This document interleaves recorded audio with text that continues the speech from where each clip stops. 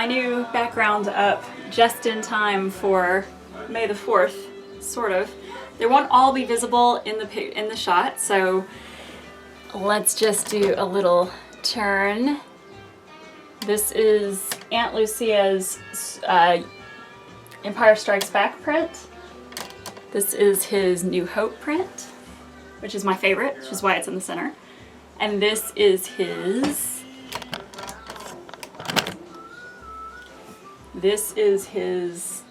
Return of the Jedi print. So I've had these for a long time, but it took me a long time. It took me a very long time to finally get them mounted so that there wouldn't be there's still a little bit of a glare, but it took me a while to get them mounted to where there's not a huge glare on the prints themselves, because I was trying different posters and I was trying to mount them on with different ways. But we used Mod Podge and foam board, and I think it's the best option for us right now. This is the background I always wanted, and I know it's going to be a little difficult to see details when it comes to hairstyling, so if that's the case, then we will kind of turn my desk around and just use a more plain background for that, but this will be my background until further notice. That said, I'm going to be playing around with lighting over the course of, the next couple of weeks, couple of months, to try to get the lighting worked out. I've noticed that in my videos recently, the lighting is sort of changing throughout the video. Like as I move, I feel like the lighting is changing a lot. So I'm trying to find a way to make it look more, just more consistent. Right now I just have 3 lights. I have 2 soft boxes and 1 desk lamp. The desk lamp is way too harsh, the light is, so I'm going to try to soften that bulb up a little bit. But right now it's like 1 light here and 2 lights here seems to be my best option. So hopefully we can work this out. But what I'm doing today is sort of a simple tips for packing for the Nashville Boogie. We have that coming up next week. It's only a week away, and typically, like for an event, I would say be packed like a month in advance. And in some ways I feel like that's still the case. You do need to kind of have everything planned as to what you're going to wear and all of that, because otherwise you're going to be like scrounging around at the last minute for stuff. But when it comes to just simple tricks and tips, I'll go ahead and give that to you from my experience last year. First and foremost, whenever you're planning what you're going to wear or what you're going to do, please keep in mind you're coming to Tennessee. You're not going to the West Coast. If you're somebody who's on the West Coast and used to West Coast or Las Vegas events, you may be familiar with this if you've ever gone to the New England Shakeup, because that's going to be a more humid environment as well. But Memphis, Tennessee is more humid than Nashville, Tennessee. However, Nashville in itself is also very humid. Humidity is something you're going to find is a huge kicker when it comes to deciding what you're going to do with your hair, how you're going to set it, what you're going to do with your clothes, or what kind of clothes you're going to wear, what kind of things you're going to bring. And for those of you who are going to be flying, you're going to have to be thinking a little bit more clearly than those of us who are driving and can just throw everything in the back of their car. Now, in my case, I'm going to be driving with a full car, so I have to be thinking of that as well. The most important thing is to factor in the weather. In May in Tennessee, you tend to have a lot of just sort of inconsistent weather. You will have really hard rain. You'll have really cool days or cool nights and warm days. You'll have, regardless of whether it's raining or shining, you're going to probably have a lot of humidity. And when it comes to humidity and heated sets, especially for us fine-haired girls, those things do not mix. You cannot do a really, really great heated set if you have fine, straight hair in a moist, humid environment.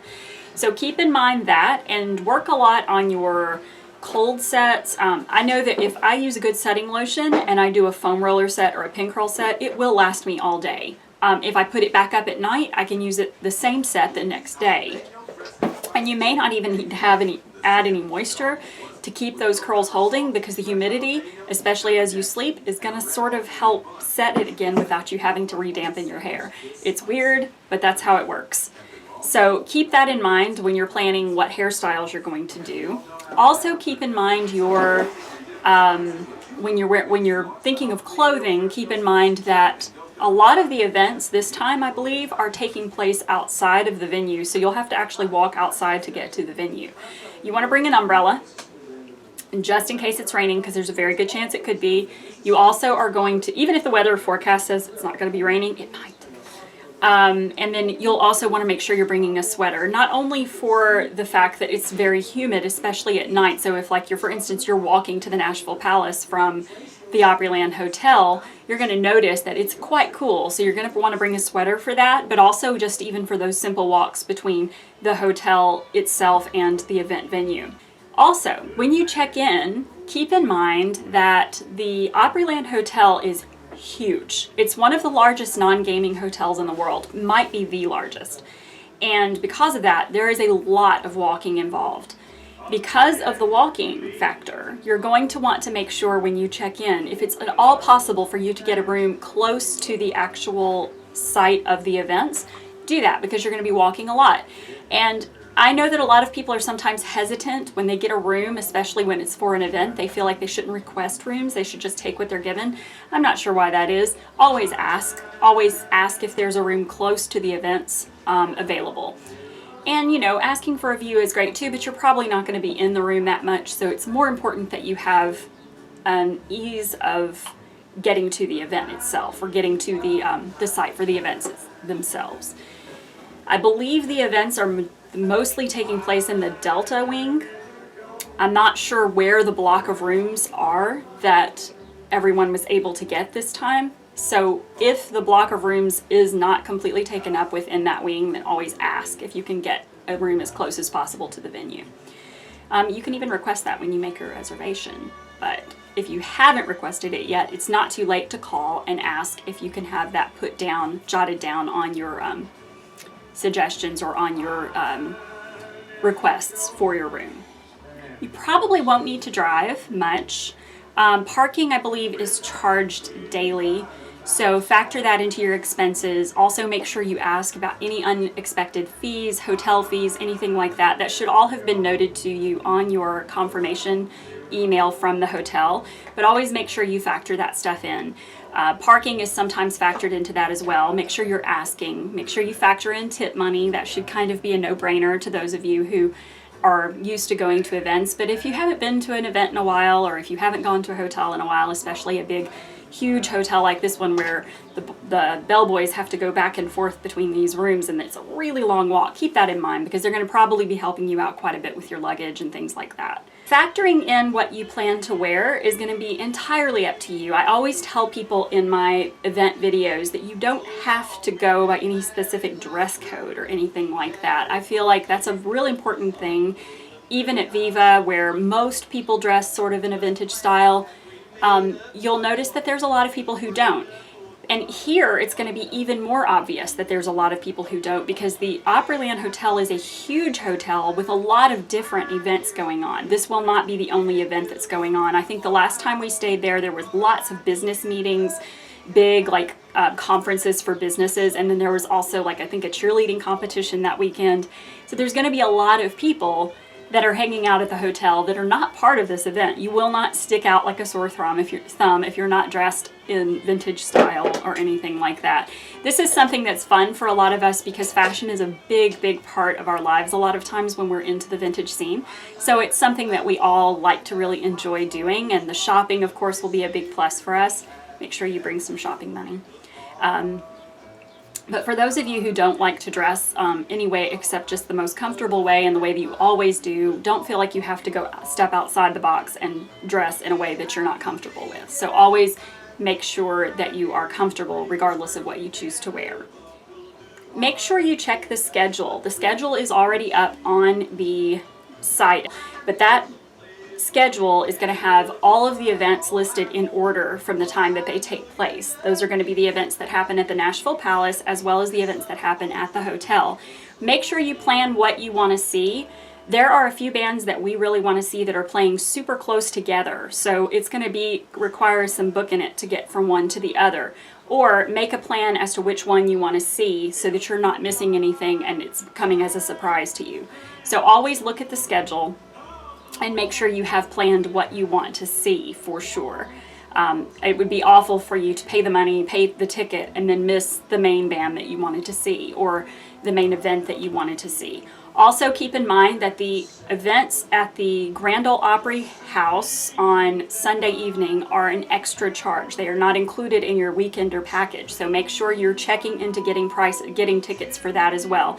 A lot of people are coming because of Chris Isaak, but Chris Isaak is not part of the Nashville Boogie events at the Opryland Hotel. He's going to be at the Grand Ole Opry House on Sunday night. So make sure you're getting your tickets for that. Otherwise, you will be disappointed. Also, keep in mind that I did post a video last year that was sort of a recap of the whole weekender, and I'm going to post that link below so that you can see what the hotel is like and what the event was like last year. There are certain things, like I said, I would never ever want to miss, like the Western Roundup fashion show. That's a must for me, and I'm going to be actively involved in taking care of that. So if that's not something that's of interest to you, just make sure you're familiar with what's going on at other times so that you have something else planned during some of the more popular events. When it comes to food, I did want to mention that the hotel has a lot of restaurants, but a lot of them are very kind of pricey. So look around, look in your look on Yelp and look on the map and see what other, or on your Google Maps, and see what other restaurants are available close by. I know there's a Cracker Barrel close by, and there's a few other restaurants that are close by. You are not stuck with having to eat at the hotel if you don't want to, but if you do plan to just stay at the hotel, keep in mind you'll be spending a bit more. You're a captive audience. It's kind of like convenience store shopping. You're going to end up paying more for some of the same, virtually the same items that you would get elsewhere. So if you want to leave the site for less expensive food, just plan that in. I think most of the rooms have a refrigerator, so you can bring a few items yourself, but always check and make sure that your room offers that option. So that's all I had really to think about right now. Just as an afterthought, I do usually bring along travel toiletries. I hardly ever bring full-size toiletries. I've had some horrible happenings with like stuff leaking, and of course if you're flying then that's an issue. But I like to bring travel toiletries, but I've become very spoiled with the stuff that I use, especially skincare wise and styling wise. So I try to find travel versions of the stuff that I'm already using if at all possible. It's probably too late at this point for you to go online and find travel versions of maybe some of your favorite salon shampoos, because a lot of times you can get that stuff online and have it sent to you. If you don't have time to do that, just, you know, go to your local salon and see what they have available in travel sizes, because you're going to always be happier with something that's better quality instead of just running by your Walgreens and grabbing travel toiletries and stuff that you would typically not use. This time I actually lucked out a little bit because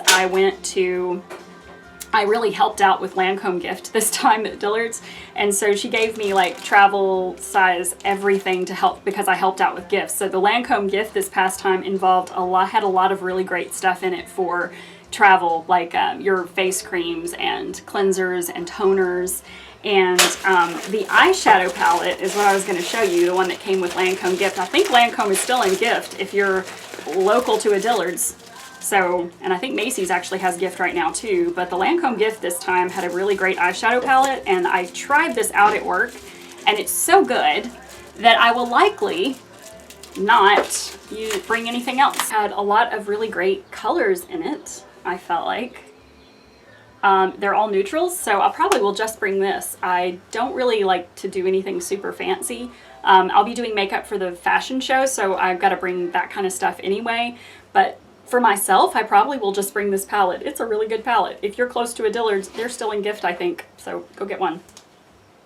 And I always bring one of these things. I've shown this to y'all in my Nashville Boogie videos as well. I always bring one of these that you can just hang on the back of the bathroom door, and it has all of your stuff kind of separated in it.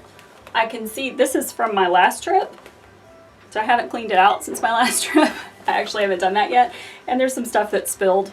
So always unpack it when you get home. This is a perfect example of why you should. But anyway, that is what I always do. And if you have tips for travel, please let me know. I always tell people, if you're going to bring hair flowers, stuff them in the toes of your husband's or significant other's shoes if he wears sturdy-toed shoes. Or you can put them in like a small box and stick them down inside your luggage. That way they don't get crushed. And you can usually put a bunch in there and kind of make them very condensed, but they won't usually get crushed because they're surrounded by that kind of nice structure. And you know, Band-Aids, first aid stuff. All of my Viva packing videos still apply except for the weather related stuff. So I was going to do a hair coloring video, and I haven't touched up my hair yet. It looks very brown right now, especially in this lighting. But I did color the wig, and this is more along the lines of what my hair color will be in a couple of weeks, or next week actually. But I'm going to style this up and see if I can't make it look decent. I haven't colored it again, or I haven't rolled it again. So I'm going to roll it and see what I can do, because I would really like to wear it one day. But this is more what color my hair will be next week. So I have done this, I just didn't get to post a video. I might just I still have the video footage. I might just wait until I get back from the boogie and then show you that video then. And that's all. But I have a giveaway coming up for the Record Mill. They are one of the companies that's setting up with the vendors, and they have some great stuff. I've actually done a giveaway video for them before. And the one that I did was hugely popular. Everybody loved it. And I'll be hosting another giveaway for them right now. So I'm going to post another video today as well. And that video will be for the giveaway for the Record Mill. And it will be open to everyone all over the world. The only thing it will not be open, the only thing is that one of the prizes will be open to Nashville Boogie goers only. And I will explain to you how you can win that if you would like.